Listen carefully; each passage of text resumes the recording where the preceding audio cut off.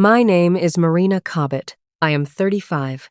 Last October, I stood in a grain elevator on the Duluth waterfront, in front of 11 photographs on a long white wall. I made all 11. The woman in them took me home from a hospital at 9 days old and raised me, and she had been dead a year.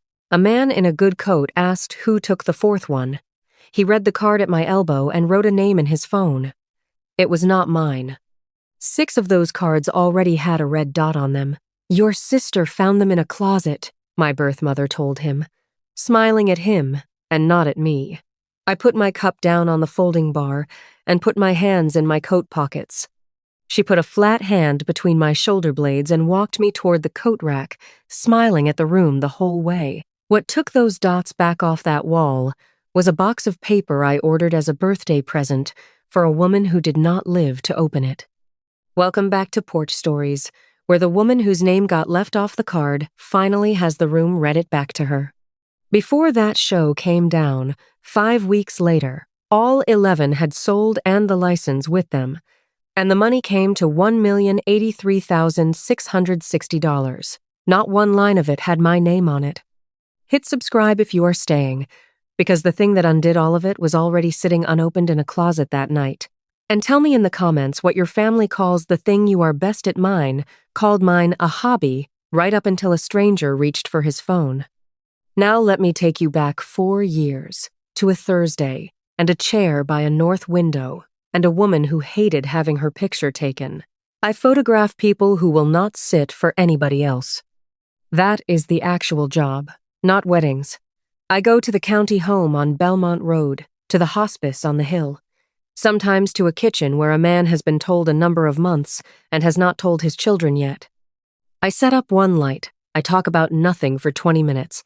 Then, somewhere in the nothing, the face they wear for company slides off and the real one comes up underneath it. I have about 4 seconds. My whole living is in those 4 seconds. People say I must be so patient. I am not patient. I am organized, which looks like patience from the outside and costs a great deal less. One thing about my trade, and then I am done explaining anything tonight. Anybody can own a print. A print is a piece of paper. You can hang it, sell it, drop it in a puddle, leave it to your cousin. But every January, I mail that year's work to Washington, and a while later, a stamped page comes back with my name on it and the year on it. It is a receipt for having made something. You file it the way you file the receipt for a furnace. You will never look at it, and the one time you need it, nothing else on earth will do. I have one for every job I have shot since I was 24. Beatrice taught me to keep them. Beatrice never had one in her life, and that is the hole this whole story falls through. Every job also has a number, a date, and an envelope, and every one of those envelopes rides in the same box. It is a print case, black, hard-sided, 16 by 20, one hinge held on with camera tape, a handle worn down to the pale plastic. There is a slot on the end for a paper label, and I write the sitter's name on it in red grease pencil. It smells like grease pencil and cold metal, which is the smell of about to work. I set it down beside a chair and open it, and people relax, because a woman with a case is a professional and not a relative. That case is in my hands at the end of this story. The woman in the chair by the north window was Beatrice Cobbett, and Beatrice Cobbett raised me. She was my father's older sister. My father is a set of initials on a form, and one story I do not tell. Beatrice was 5'1", wore men's work shirts, and for 41 years she photographed the people of this county, mostly the old ones, mostly for free. She had a rule, and everybody up here knew it. She would photograph anybody who asked. She would hand them a print, and she would keep the negative, the strip of film a picture is born out of. Her word for it was the original. The original stays in the county, she would say. And then she would say the second half, which is the half that matters. So nobody can sell you. She kept those originals in a green metal cabinet in her back room, 1 drawer per decade. Every sleeve had a name on it in her handwriting. There were a great many drawers by the end. Her house smelled like fixer and cedar shavings, which is chemistry, and firewood. which is work and warmth in one breath. I have never once smelled either of them since without turning around. She took me at 9 days old. That is not a figure of speech, and it is not softened. I was born in a hospital in Duluth to a 19-year-old named Charmaine. On the 9th day, she put me in a car seat and drove 40 minutes north and handed me across a kitchen table to my father's sister. Nobody had asked Beatrice in advance. She said yes before the car door was shut. Beatrice never adopted me. There was no money for lawyers and, she told me once, no need the word for what we are is already taken, she said, and went back to the sink. So on paper, I was her niece. In the county, I was hers. When she died, only one of those two had a form. Thursdays were the dark room. Beatrice's brother, Zachariah, is my uncle, a mechanic with a bad shoulder and the patience of a stone. He drove me into town every Thursday for 4 years, from when I was 11 until I could drive myself. So I could work in the community darkroom under the library. He would sit in the truck the entire 2 hours with the radio on. He never once came down the stairs to see what I was making. He also never once was late, in 4 years, in a Minnesota winter. And at 11 years old, I understood exactly which of those two things love was. Hold on to how that feels. It gets used against me later. Charmaine came back into my life the way weather comes back. She married a man named Stelwood when I was 4 and had my half-sister Nerin when I was 6. She lived 35 minutes away my whole childhood, which is close enough to visit and far enough to explain. She came at Christmas most years. She came to my high school graduation and cried in the second row and left before the reception. She sent cards with money in them until I was 20 and then sent cards. And every single time she came, she said the same sentence in the same warm voice, usually while touching my hair. I gave you the better life, honey. You could be a little gracious about that. It is not a lie. It is close enough to true that you cannot argue with it in a kitchen. She did hand me to a better life, and the sentence turns that into a running account with my name at the top of it, and every year she came back to see how the balance was doing. 9 days, that is how long I was hers. She has been billing me for the other 35 years ever since. Noreen grew up in that house, in the after part, the part I was not in. She is younger than me by 6 years, and she takes pictures too. For a long time, I was careful and generous about my half-sister, in exactly the way you are careful with a bruise. Now, the chair by the north window. 4 years ago, Beatrice was 78 and had started sitting down in the middle of jobs. I asked if I could photograph her. She said what she always said, which is that photographers are the worst sitters on earth. Then she sat down in the chair by the north window with her hands in her lap, like a woman waiting for a bus. That was the first of 11. 11 sittings over 4 years. Same chair, same window, same north light, which is the light that does not move on you.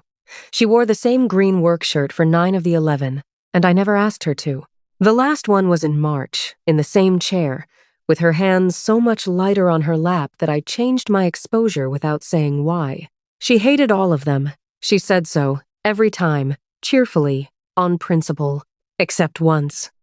After the 7th sitting, I brought her the sheet of little pictures you make so you can choose, 36 of them in rows, thumbnail-sized. She put on her glasses and went down the rows with a red grease pencil and made noise about every one of them. And then she stopped, and she drew a red ring around one frame, and she wrote 2 words beside it in her own hand. This one, Marena. That is the only photograph of herself Beatrice Cobbett ever chose. It is on a sheet of paper the size of a magazine page. The ring is not quite a circle, because her hand shook by then. It is the only thing I ever asked the estate for. In August, 2 summers ago, I ordered her a birthday present. Beatrice's stationery had run out. She wrote letters, actual letters, to sitters and to their children and to the County Historical Society, 4 or 5 a week.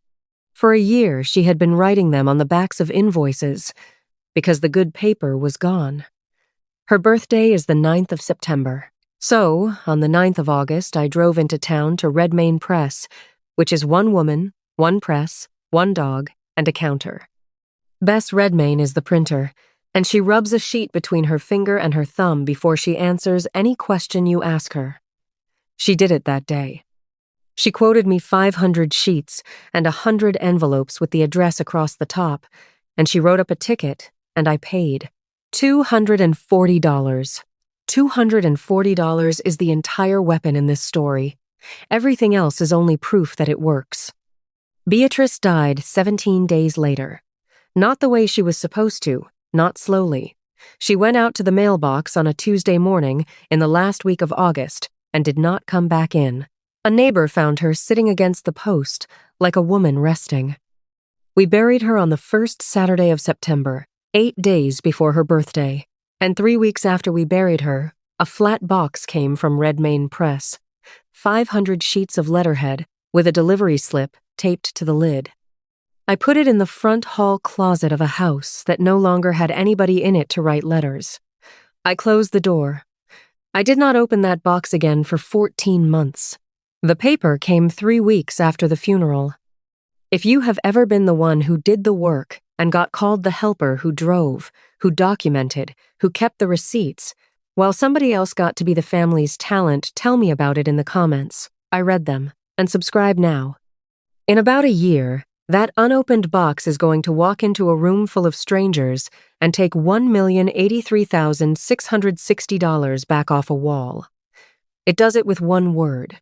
Here is what I did not know while that box sat in the closet. Beatrice died without a will. Of course she did. A woman who spent 41 years making sure nobody could sell her neighbors had never once sat down with a lawyer about herself. So her estate opened the ordinary way. Her brother, Zachariah, my uncle in the truck, 69 now, shoulder worse, was next of kin, and became the administrator. That is the person whose job it is to gather up what a dead woman owned and hand it to whoever the law says. He did not want it. He said so at the kitchen table, out loud, twice. He is not a paperwork man. He is a man who can hear a wheel bearing going bad from inside a closed garage, and a woman who is very good at paperwork volunteered. Charmaine Stellwood is not blood to Beatrice Cobbett. She is my birth mother, which, in that kitchen, made her nothing at all in law and everything in the room. She sat down beside Zachariah with a legal pad and said she would handle the gallery people, since somebody had to, since Beatrice's work ought to be seen. Zachariah looked at me. I said nothing, because she was doing the thing I could not make myself do, which was touch Beatrice's cabinet.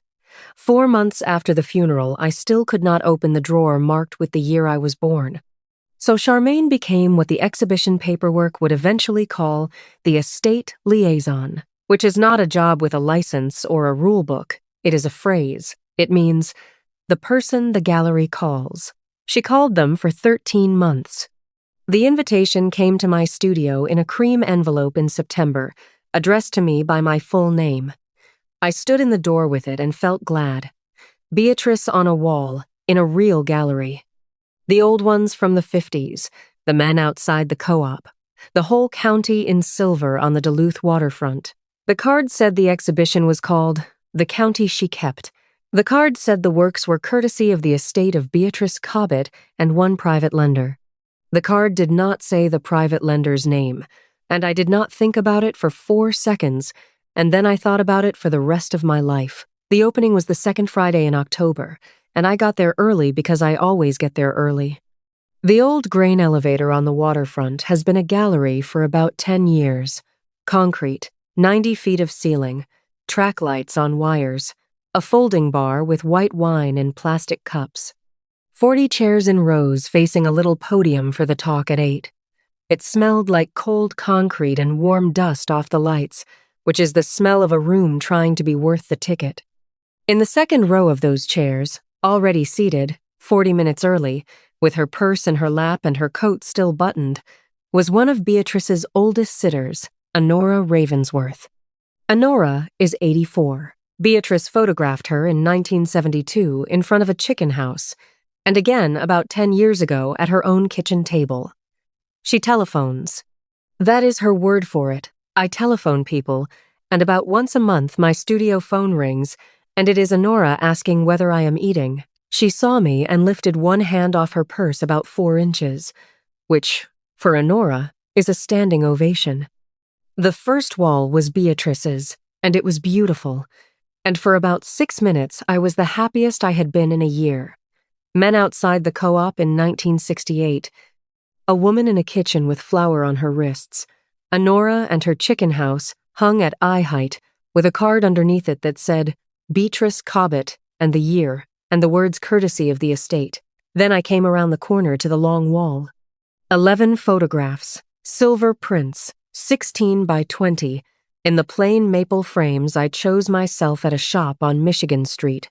Same chair, same north window. Same woman in the same green work shirt, hands in her lap, aging 4 years across 11 frames from left to right. The last one on the end has her hands so light they look like they are floating. I made every one of them. I sat on an apple crate 2 feet away for all 11 of them. I know what she said in the pause before the 4th one, and it is none of anybody's business. The card at the start of that wall said Noreen Stellwood. Under that, it said Beatrice, 11 sittings. Under that, it said from the private collection of the artist. A price list stood at the end of the wall on heavy cream paper. 6 of the 11 cards had a red dot on them. And the last line of the list was a reproduction license, which is a paper that lets a buyer reprint a picture on a book cover, on a hotel wall, forever. I stood there and did arithmetic, because arithmetic is what my hands do when the rest of me has gone offline. 11 prints on that list came to $583,660. The license on the last line was $500,000 more. $1,083,660 for 11 nights of work with a woman who hated having her picture taken, priced under the name of a woman who was not in the room for any of them. My birth mother came up on my left with a donor on her arm. She had a name badge on a ribbon that said, Estate Liaison. She was wearing a blue dress I had never seen, and she was happy genuinely, all the way through, the happiest I have ever seen her. Your sister found them in a closet, she said to him. She did not hiss it. She said it the way you say a nice thing about your children at a party. The donor made a small, warm noise. Then her hand came up between my shoulder blades, flat, and turned me a quarter turn off the wall, and walked me the length of the room to the coat rack. She smiled at everyone we passed. She was still talking to him about the closet over her shoulder. At the coat rack, I asked her one question. I asked it quietly. Because there were 40 chairs of people 15 feet away, and because loud on purpose is a thing I have never once managed, I asked whose name was on the 11. She adjusted my collar. She has been adjusting my collar since I was 4. You held the camera, honey, she said. Noreen has the eye. Then she went back to the donor. I did not leave. Leaving was available, and I have thought about that since. I walked the long way around, past the folding bar and the podium, to a doorway at the back where a man in a gray cardigan was writing on a clipboard. His name is Orson Radcliffe, and his title is Registrar, which is a word almost nobody outside a museum has ever needed. He is the man who keeps the gallery's file. Every picture that comes through that door has a folder. Who lent it, who insured it, what condition it arrived in, and one page near the front where the lender swears in writing that it is hers to lend. I told him, standing in a doorway, holding a plastic cup, that the 11 prints on the long wall were mine. He did not laugh, and he did not agree. He put his pen down flat on the clipboard. I have thought about that 100 times since. A man who puts his pen down is a man who has decided to listen. Ma'am, he said, I have a file on those 11 with a signature on it. I cannot open a wall on a conversation. Bring me paper, and I will read it out to this room myself. That is the whole of my job, and I am good at it. Then he said the sentence that ran the next 5 weeks of my life. Whatever you bring me, he said, it has to come from a building that is not yours. 2 days later, my birth mother put a piece of paper on my uncle's kitchen table. It was a photocopy, and it was 1 page, and it was typed. At the top was Beatrice's letterhead, her name, her road, the county. In the middle it said that Beatrice Cobbett, being of sound mind, made a gift to Nerine Stellwood of all her photographic materials, prints, negatives, and papers. At the bottom was a date, the 22nd of July, the year before she died, and above the typed name was Beatrice's signature. A deed of gift, Charmaine said. That is the legal name for it. Zachariah's face did the thing a man's face does when a word he does not use is handed to him like a set of keys. Your sister found them in a closet, she said to him, as though the whole business had been a kindness she was doing all of us. I picked it up. I have looked at a great many pieces of paper in my life. I looked at that one for 20 minutes at my uncle's table, with my coat still on. The signature was hers. That is where I lost. It was not a bad copy of Beatrice's signature. The B goes up and comes back down through itself, the way hers did, the way it did on the back of every sleeve in that green cabinet. I have seen that signature 10,000 times, and I could not tell you one thing wrong with it. The date was a Tuesday in July. Beatrice was alive that July. She was alive and driving and photographing a man's retirement party that month, which I knew, because I was there. The letterhead was hers. Nerine was standing by the door with her car keys already in her hand. She said one thing the whole time, and she said it to the floor. Mom handled it. I hung what I was given, and Charmaine put her hand flat on the table, on top of the paper, and gave me the sentence she had been building toward for 35 years. Nobody is taking anything from you, Marena. You were never in that will. There was no will. Your sister found them in a closet, and that is the whole of what happened. I drove home. I put the photocopy on my kitchen table and sat down in front of it. I did not turn the lamp on for a while. Then I turned it on. Here is where I was that night. A gallery had 11 of my photographs on a wall under another woman's name, with 6 red dots and a license attached. A registrar had told me, kindly, exactly what he needed. There was nothing in this world I could give him. The paper was real. The signature was real. The date was real. The estate had produced a document, and I had produced a feeling. That night does not taste like anger. It tastes like metal. I sat there until about 2 in the morning reading a page I had already read, the way you keep opening the refrigerator. And at some point past 2, because there was nothing else left on that page to look at, I stopped reading the middle of it and looked at the top of it. Nobody reads the top of a letter. The top of a letter is furniture. It is the part your eye jumps over on the way to the part that talks to you. Her name, her road, the county, set in the same small type that had been on Beatrice Cobbett's paper since before I could read, except the road was spelled wrong. Not the town, not her name, the road. Belmont Road, where I was raised, where the county home is, where the mailbox she died beside is planted in a coffee can of concrete. It had an extra letter on the end of it. Belamonte. An E, one E, on the end of a road, turning a plain Minnesota gravel road into something you would say with your hands, Belamonte. A woman who never in 80 years left this county, with an address that sounds like a tenor.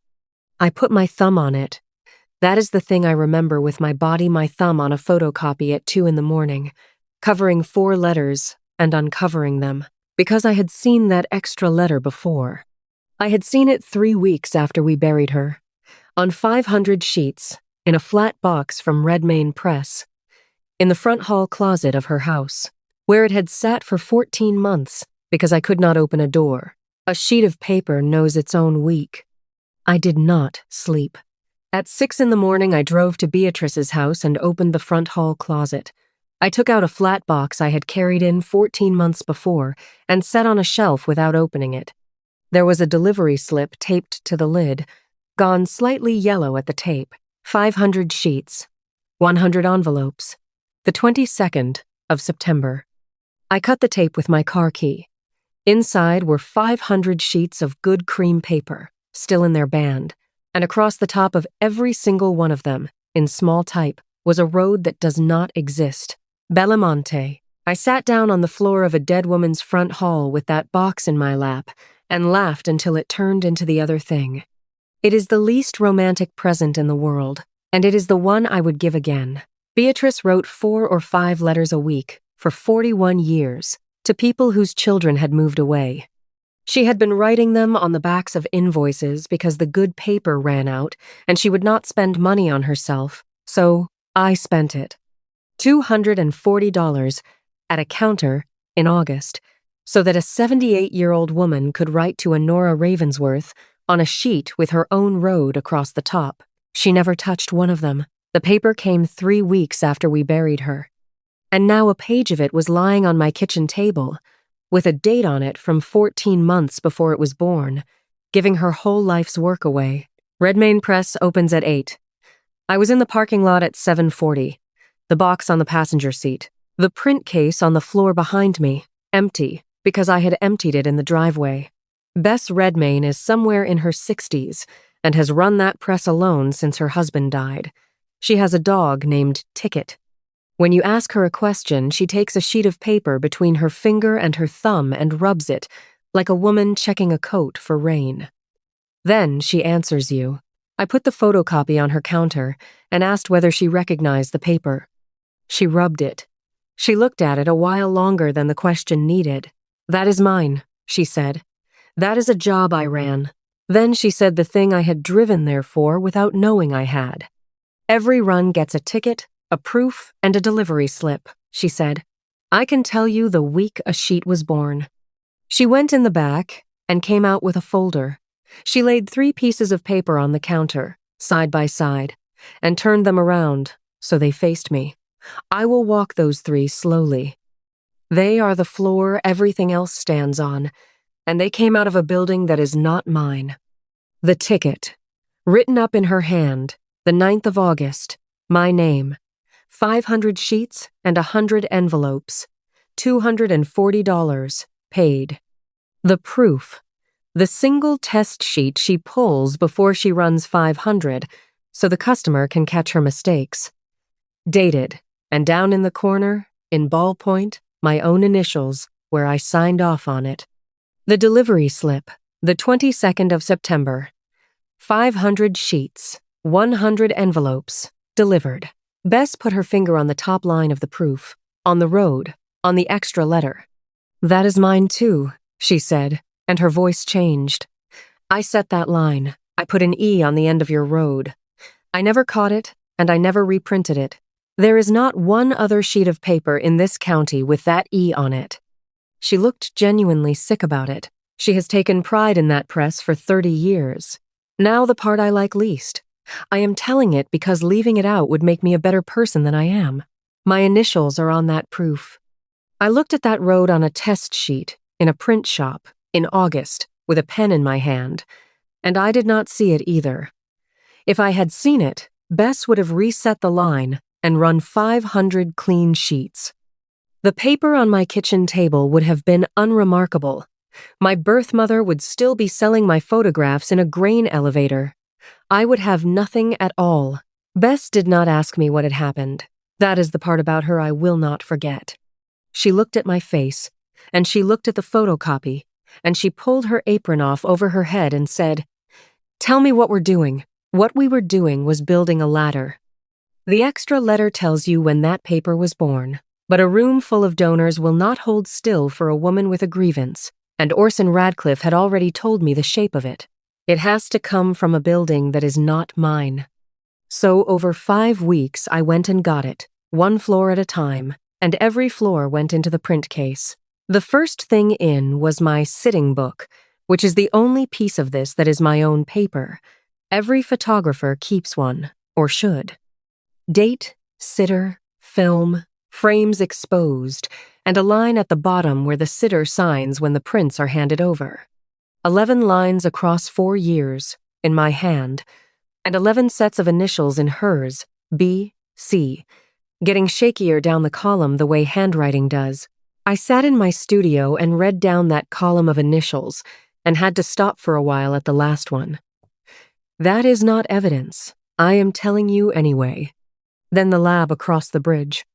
My film goes out to be developed and comes back in a job envelope with a machine date stamped on the flap, and the lab keeps its own copy of the log. The woman there pulled the rows for those 11 jobs and printed them on lab letterhead, stamped. She asked after my aunt before she knew. Then she was quiet. Then she made me the coffee I had said no to, into the print case. Then the framer on Michigan Street. Those 11 frames on the gallery wall are plain maple, and I picked them out myself. He invoiced me for them, in my name, in April 3 years ago, and he still has the invoices. But the framer gave me something better than an invoice, and it was hanging on the gallery wall the whole time. When he seals the back of a frame, he lays backing paper across it and runs a paper tape around the edge. Then he writes the date on that tape, small, in pencil, and stamps his own shop mark beside it, so that when it comes back in 10 years, he knows what he did. Every one of those 11 frames on the long wall had his tape on the back, his mark, and a date in his pencil, 3 years before an exhibition anybody had heard of, which meant the gallery could turn the pictures over and check me without me in the room. For 5 weeks, I had been carrying the feeling of being the only one who knew. A man with a shoebox handed me the fact that a stranger could check it by turning a frame face down, into the print case. The price list at the end of that wall in Duluth still said $1,083,660 that whole month. The thing that was going to take it down had cost $240 and was riding in my front seat under a coat. I carried both of those numbers around at the same time all November. In the middle of those 5 weeks, a woman from Beatrice's church took hold of my sleeve in the grocery aisle to be nice to me. "Your sister found them in a closet," she said. "Isn't that something?" I said yes, it was something. Then I sat in the car in the lot with the milk going warm. A sentence does not need anybody to check it. It only needs to be easy to say. And underneath all of it, the floor, the federal registration. Every January, the year's work goes to Washington, and the sheets of little pictures go in under it and stay there. The 11 sittings went in across 4 Januaries. The record has my name in the author line and the year in the date line, and it has had them since before anybody in my family knew the word gallery. The office sent me back certified copies with a seal. In the sheets deposited for that year, in among 36 little pictures in rows, was a frame with a red grease pencil ring around it that does not quite close, and 2 words in a shaking hand. This one, Marena, into the print case. 5 floors, the sitting book, the lab's stamped log, the framer's dated tape, the registration with the sheets under it, and Bess Redmayne's 3 papers. 4 of the 5 came out of buildings that are not mine, and the 5th one has Beatrice's initials on it. Now my birth mother, and I am going to be fair to her, which I do not enjoy. Charmaine was 19, the second daughter of a woman who cleaned rooms at a motel on the highway. That woman told her, in front of people, more than once, that she spoiled whatever she got near. Charmaine got pregnant at 18 by a Cobbett who left the state. She was told what she was, publicly, by her own mother, in a laundry room. 9 days after I was born, she drove me 40 minutes north and handed me over. And then she had to live here. 35 minutes from a county that decided that day, permanently, who the good woman in this story was. It was Beatrice. It was going to keep being Beatrice at every funeral and every church supper until the end of time.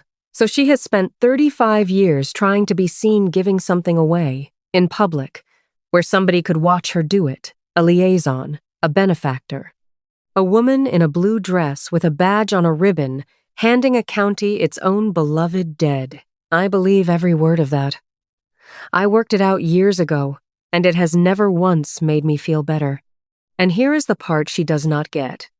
A wound, explains the hand.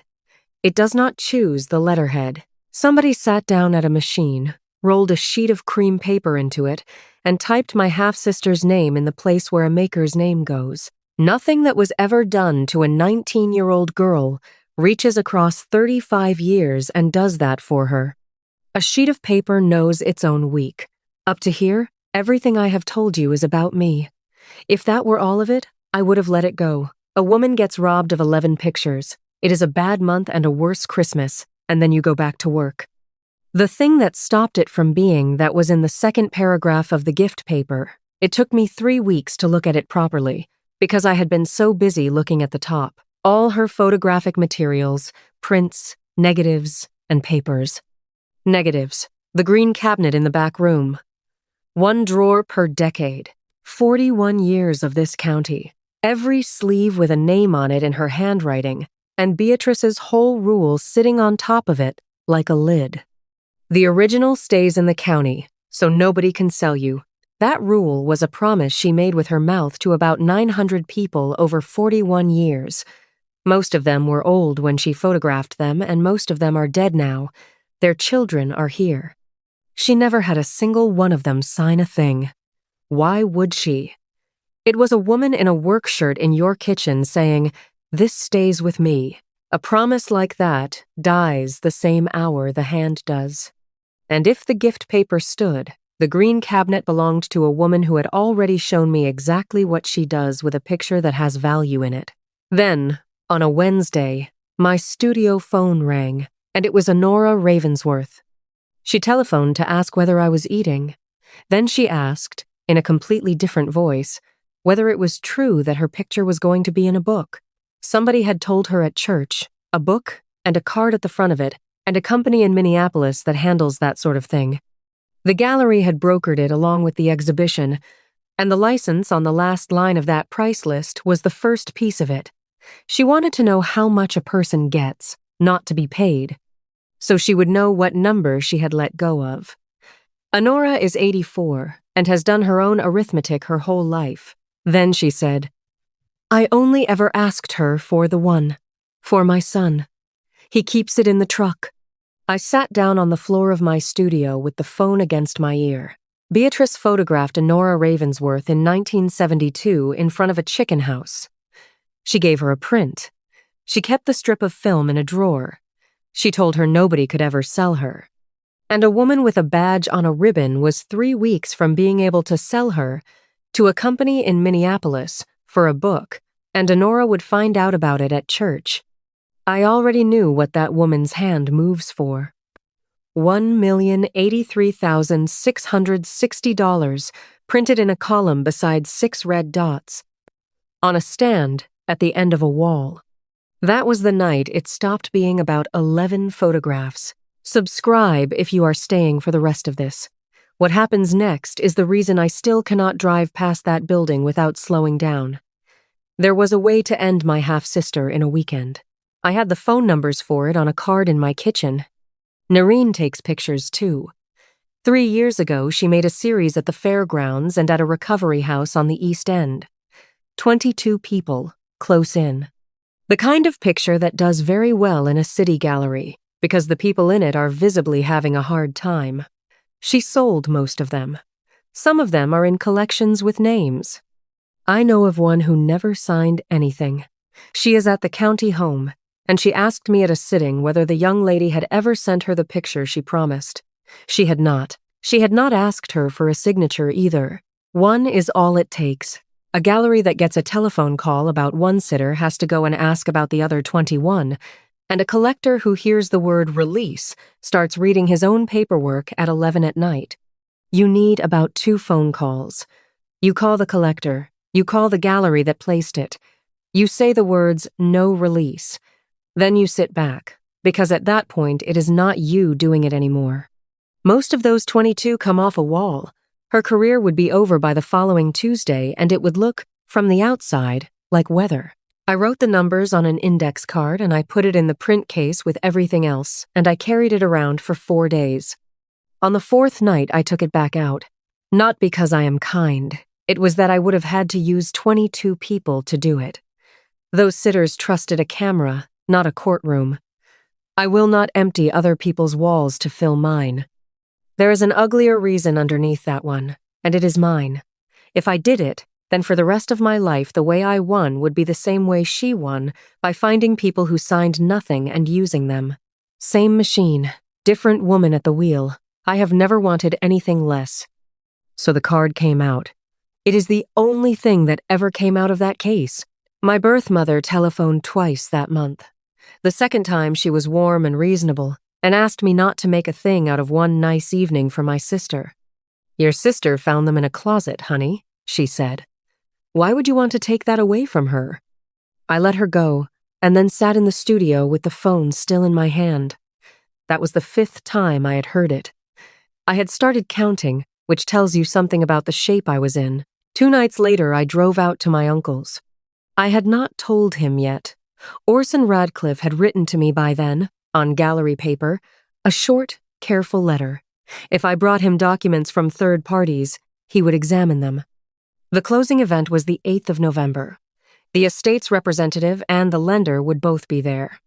That is what I went out to Zachariah's to say, that on the 8th of November, a man in a gray cardigan was going to open a file in a room and read out of it, and that I would be standing there when he did. Zachariah listened the whole way through with his hands around a coffee cup. He is a man who lets you finish. Then he set the cup down. "Noreen needed one good night, Marena," he said. "Beatrice would have wanted the quiet. I have replayed that in the truck about 400 times. Understand who is saying it. 4 years of Thursdays, 2 hours in a cold truck with the radio on, every week, so a girl could stand in a basement in the dark and learn the only thing she has ever been good at." He built the woman who was now standing in his kitchen, and then he asked her to sit down. I did not argue with him. I said I understood, which was true, and that I was going anyway, which was also true. He walked me out to the car the way he always does and said nothing else. The porch light stayed on until I was at the road. It always does. He is who he is. That is the thing nobody tells you about the quiet ones on your side. They are on your side right up until being on your side costs the family a nice evening. The 8th of November was a Friday.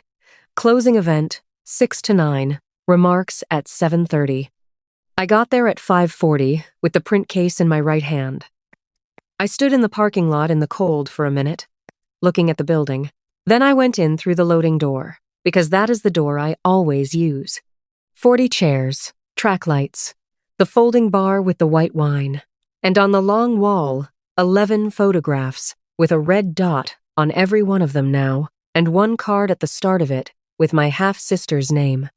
She put a flat hand between my shoulder blades and walked me toward the coat rack, smiling at the room the whole way. That was 5 weeks earlier, and I could feel it on my back like a burn. A sheet of paper knows its own week. Honora Ravensworth was in the second row again, 40 minutes early, coat still buttoned. Bess Redmayne came at 6 with her folder under her arm and stood at the back by the coats and did not take her jacket off once all evening. I went to the doorway at the back where Orson Radcliffe keeps his table. I put the print case down on it and turned it around so the hinges faced me, and I opened it. That is the only violent thing I did that night. 40 minutes of my life were about to happen, and my whole contribution to them was setting down a black case and lifting a lid. He took it in order, the way he does everything. He read my sitting book first and set it aside as mine, which is correct. He said so out loud. "This is your own record, ma'am, and I will name it as yours." Then the lab's log on its own letterhead with its own stamp. Then the framer's invoices. Then he stopped at the framer's invoices and said, "Wait," and went out onto the floor with a screwdriver in his hand. He took the 4th frame off the wall, in the middle of a wine reception. He carried it to a table, face down, on felt. He put his reading glasses up on his forehead and looked at the back of it. He found a strip of paper tape with a shop mark and a date in pencil, 3 years old. Then he came back and read the copies from Washington with the seal on them. He read the author line and the year line. His mouth went flat. Then I gave him Bess Redmayne's 3 papers and the photocopy of the gift paper. I said the word road. Then I stopped talking because there was nothing left that needed me.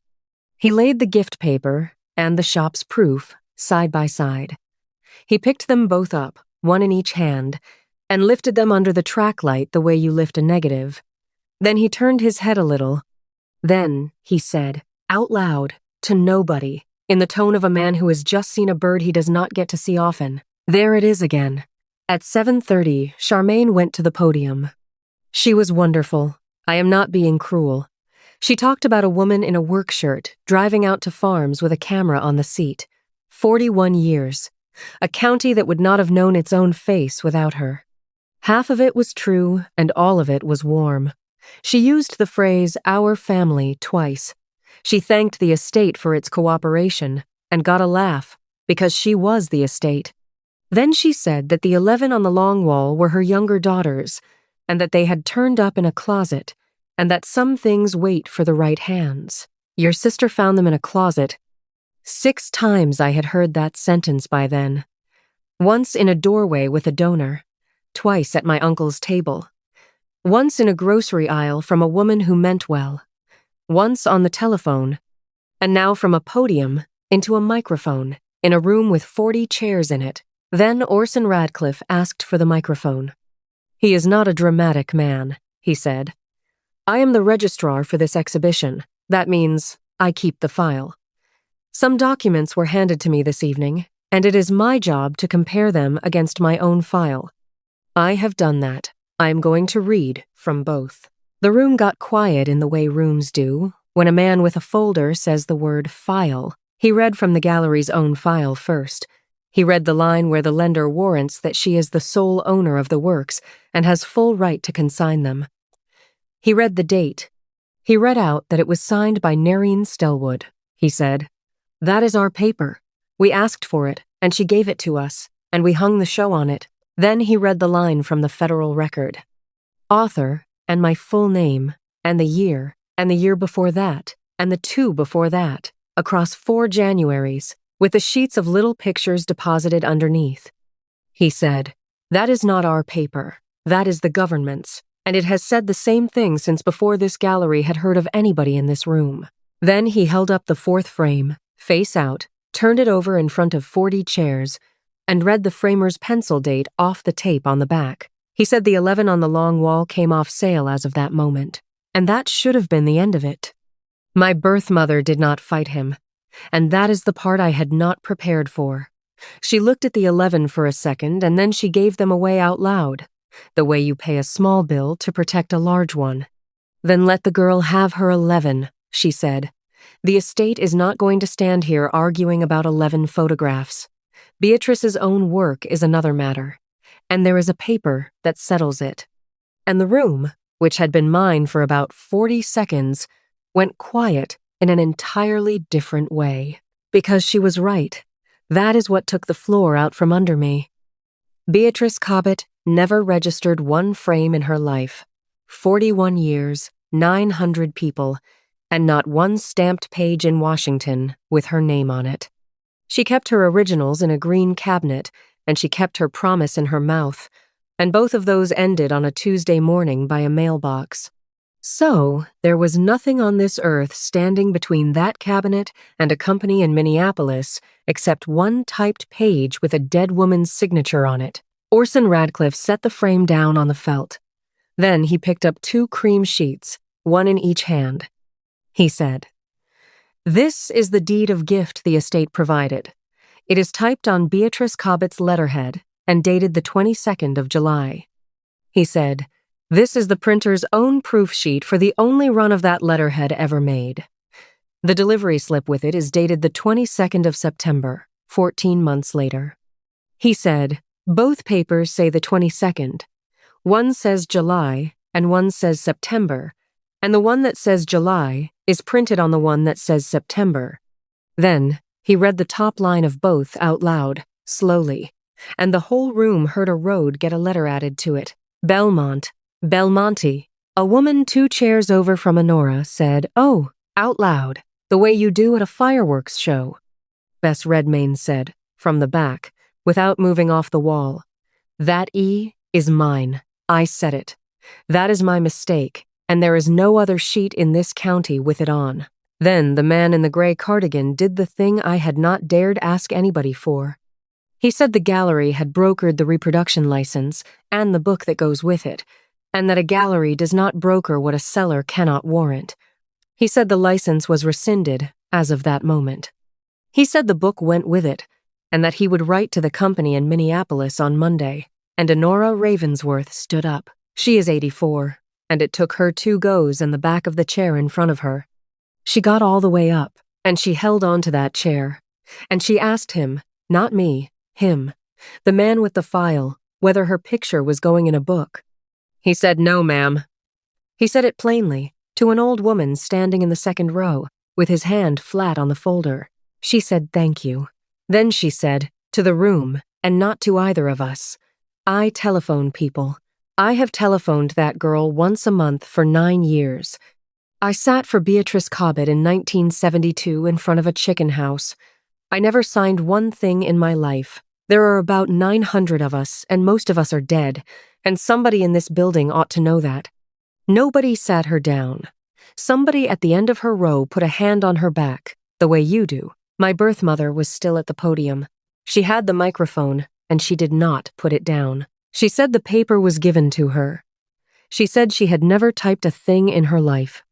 She said Beatrice had wanted Nerine to have it, and everyone knew that, and she said my name in the way you say a name you are about to explain. And Nerine did the only thing she did that night. She walked over to the table where the 4th frame lay face down on the felt. She looked at the back of it, at a strip of tape with another man's shop mark on it, and a date, 3 years old, in his pencil. She did not touch it. She stood there with her arms folded and looked at it for a long time. Then she went and got her coat. I only said one thing all evening.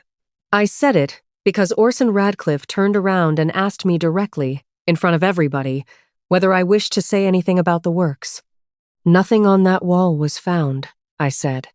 "Every one of them was made, on a day, by a pair of hands, and the day is written down in 4 buildings, and none of them are mine." Then I sat down, because my legs had quit. Here is what a room does. It does not gasp. It gets busy. 20 people decided at once to look at their wine.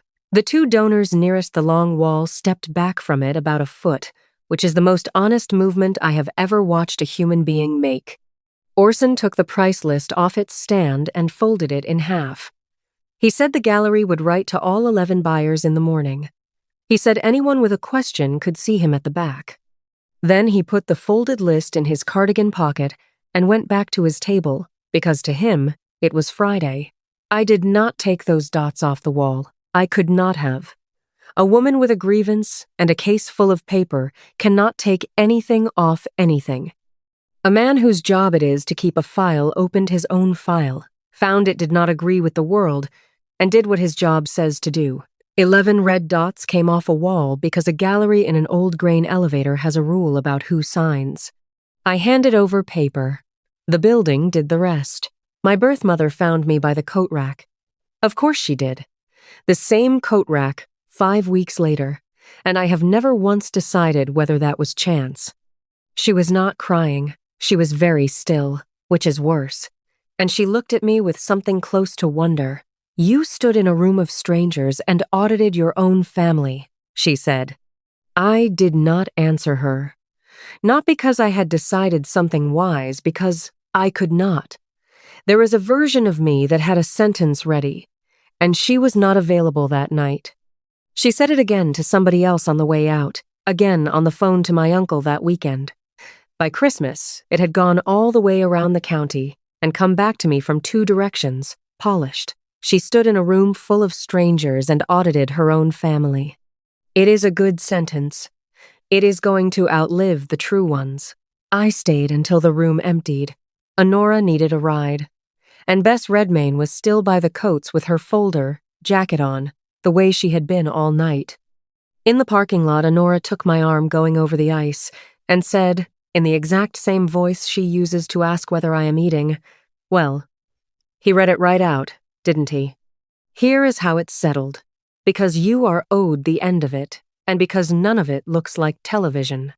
The gallery wrote to all 11 buyers within a week and unwound every sale. The company in Minneapolis answered Orson's letter in 2 sentences and a lot of white space. My half-sister's dealer stopped returning her calls in December, which in that world is the whole of the sentence and the whole of the punishment. The gallery also sent the estate an invoice because 11 wall cards and a catalog insert had to be reprinted with the right name on them. $61. That is the entire bill for it, and I have read it more times than is good for me. The gift paper is with the county attorney's office now. I want to be plain about this part. I have not asked anybody to arrest my mother, and I am not going to. That is not softness. It is that I have watched what a public prosecution does to the people around it. The people around this one are an 84-year-old woman who telephones and a man with a bad shoulder. I am not spending them. My uncle asked to be released as administrator in January. A trust department at a bank in Duluth does it now. That costs money and is worth every dollar, because Zachariah Cobbett should never have been holding that pen, and he knew it before anybody. And Charmaine gave the badge back. There was no meeting about it. The Historical Society simply did not call her again. And up here, that is how a thing ends. Now the part I actually did. What Orson Radcliffe said into that microphone held for about 4 months. Here is what I put underneath it so it would go on holding. In February, I signed 19 pages with the County Historical Society, and Beatrice's green cabinet went into a room with a temperature in it. It is a deposit agreement, which is a dull phrase for the only thing in this story that will outlive everybody in it. Nobody sells anything out of that cabinet. No sitter's original leaves the county. And no print comes out of it without the maker's name printed at the bottom, in type, where a card cannot get separated from the picture. A promise made out loud has exactly the lifespan of the person making it. I put hers on paper. It took 4 months and a notary who let her coffee go cold. A sheet of paper knows its own week. I asked the estate for one thing, in writing, so there would be no conversation about it. I asked for a single sheet of little pictures from a Tuesday 4 years ago, 36 of them in rows, and one of them with a red grease pencil ring around it that does not quite close, and 2 words beside it in a hand that shook. This one, Marena. I printed that frame last spring, for the first time, and it is the only photograph of Beatrice Cobbett that Beatrice Cobbett ever chose. It hangs in my studio at eye height where sitters can see it while they are pretending not to be nervous. The sheet itself is in a drawer. I take it out about as often as you would think. 2 of her originals never came back from the gallery, and they are still missing. My half-sister says they went into the storeroom with the crates. The gallery says, ask my half-sister. I have stopped calling about it. I have not stopped wanting them. A person can hold both of those at once for a very long time. There has been no apology, not one, from anybody, and I have quit setting a place for it. And there is a Thursday now.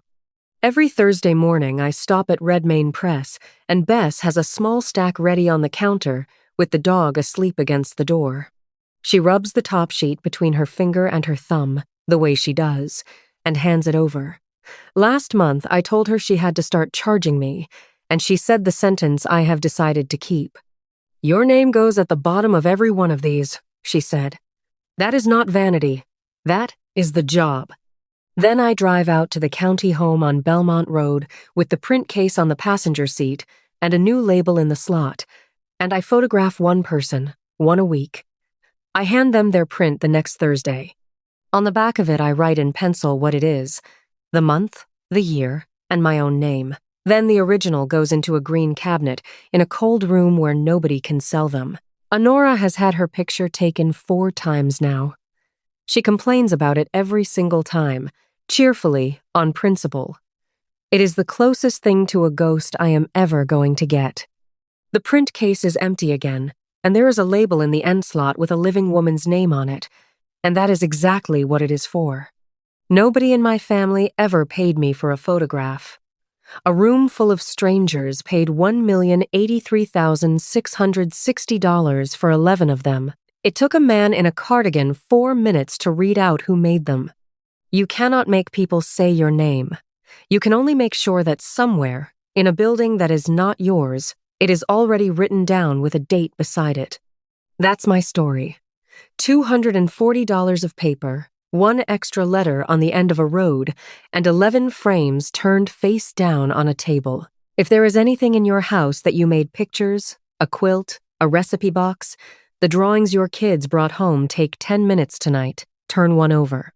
Write on the back of it in pencil what it is, the month, the year, and your own name. That is the entire lesson, and it costs nothing, and it will outlive the argument. Share this with the woman whose family calls her work a hobby, right up until somebody offers money for it. And tell me in the comments about the thing you made that somebody else got the credit for. I read them all, and I am going to read yours. Subscribe, because these stories only find the women they belong to when somebody stays to the end and then passes them along.